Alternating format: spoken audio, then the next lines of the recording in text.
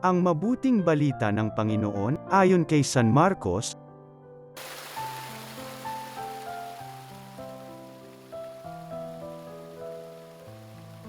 Noong panahong iyon, si Jesus ay agad pinapunta ng Espiritu sa ilang. Nanatili siya roon ng 40 araw, na tinutukso ni Satanas.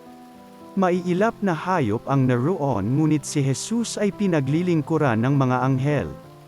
Pagkatapos dakpin si Juan, si Jesus ay nagtungo sa Galilea at ipinangaral ang mabuting balitang mula sa Diyos.